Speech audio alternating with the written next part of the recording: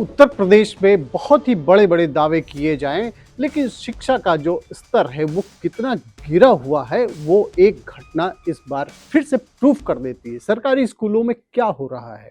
पढ़ाई को छोड़ के वहाँ मसाज किया जा रहा है और वो भी उन बच्चों से मसाज कराया जा रहा है, जो गरीब बच्चे होते हैं, जो प्राइवेट स्कूल्स की फीस को अफ़ोर्ड नहीं कर पाते, इसीलिए सरकारी स्कूलों में जाते हैं। और सरकारी स्कूल के टीचर्स की स्थिति देख लीजिए कि उनकी सैलरी जो हेडमास्टर उनकी सैलरी लगभग 70,000 रुपए हर महीने की प्रति माह की होती है।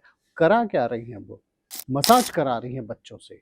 ये वीडियो वायरल होता है और उसके बाद में सरकार पर सवाल फिर से उठ खड़े होते कि क्या सिखा रहे हैं आप? क्यों सरकारी स्कूलों में टैक्स पेयर्स का पैसा इस तरीके से उड़ाया जा रहा है और ये क्या सिखाया जा रहा है? इसके बारे में हम बात करेंगे। नमस्कार, मैं हूँ राजीव, आप देख रहे हैं आपकी खबर राजनीति। आज का जो टॉपिक है वो उत्तर प्रदेश के एजुकेशन डिपार्टमेंट को पूरी तरीके से कटघरे में खड़ा कर देने के लिए सक्षम है। और आप ये देख लीजिए कि चित्रकूट के एक स्कूल का वीडियो वायरल होता है जिसमें एक मधु राय नाम की जो हेडमास्टर है प्राइमरी स्कूल की, वो बच्चों से मसाज करा रही है।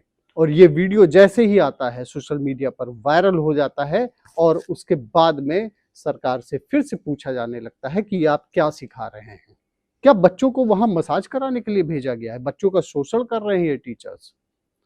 आखिर में इतनी सैलरी लगभग 7 लाख रुपए हर साल इनको सैलरी दी जाती है और उसके बाद भी इनके ऊपर कोई असर नहीं पड़ता है, बच्चों से मसाज करा रही है। ये घटना अगर हम बात करें तो चित्रकूट की घटना कोई पहली नहीं है।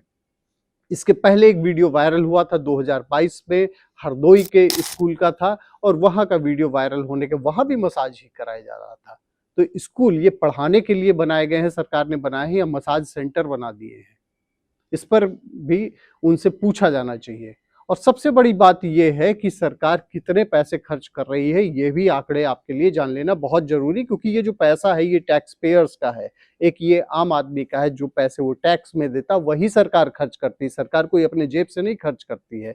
अब आपको बता दें 2026-27 का जो बजट आया, उसमें एजुकेशन डिपार्टमेंट के लिए 80,997 करोड़ रुपए उसके लिए बजट का प्रावधान किया गया और वोकेशनल स्किल डेवलपमेंट के लिए 3,349 करोड़ का प्रावधान किया गया है। ये खर्च किए जाएंगे और ये जो बजट में बढ़ोतरी की गई है 88% की बढ़ोतरी की गई है।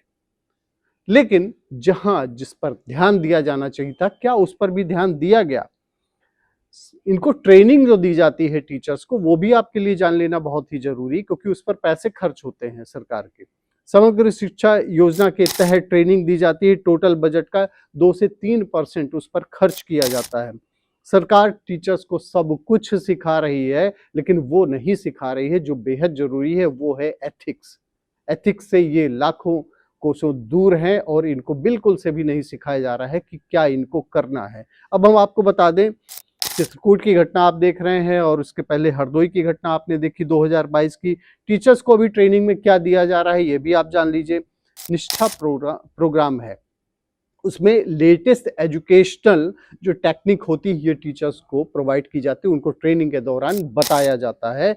और चिल्ड्रंस की साइकोलॉजी को रीड करने के लिए ये टीचर्स को सिखाया जाता है, निष्ठा प्रोग्राम जो है उसके तहत।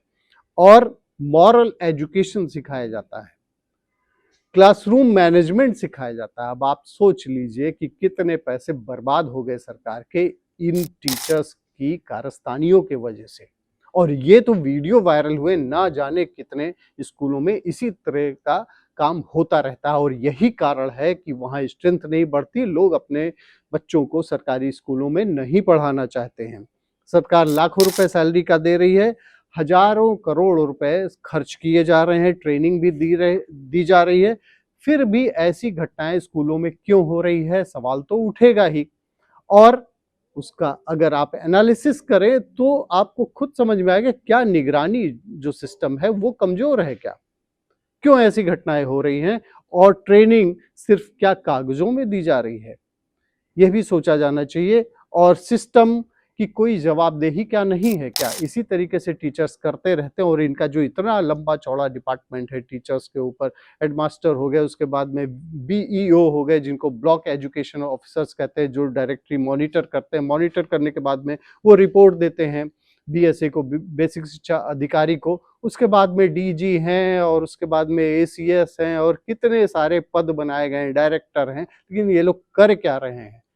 जो मॉरलिटी टीचर्स को सिखाई जानी चाहिए थी कि क्या वो सरकार सिखा पा रही है? अगर नहीं सिखा पा रही है तो टैक्स पेयर्स का पैसा क्यों बर्बाद किया जा रहा है? क्यों टीचर्स के ऊपर सैलरी के रूप में इतने पैसे उड़े ले जा रहे हैं, ट्रेनिंग के रूप में इतने पैसे उड़े ले जा रहे हैं? इस पर भी सोचना होगा। लेकिन एक आम आदमी उत्तर प्रदेश से जिसका संबंध है, वो क्या सोचता है? आप कमेंट सेक्शन में ज़रूर बताएँ। और ऐसे टीचर्स जो एजुकेशन डिपार्टमेंट को बर्बाद कर रहे हैं, बदनाम कर रहे हैं, उनके खिलाफ क्या सस्पेंशन तक की कार्रवाई ही सीमित है या और भी कुछ ऐसा होना चाहिए जिससे इस प्रकार की घटनाएँ फ्यूचर में ना हो? कमेंट सेक्शन में आप ज़रूर बताएँ। थैंक यू फॉर वॉचिंग आपकी खबर राजनीति।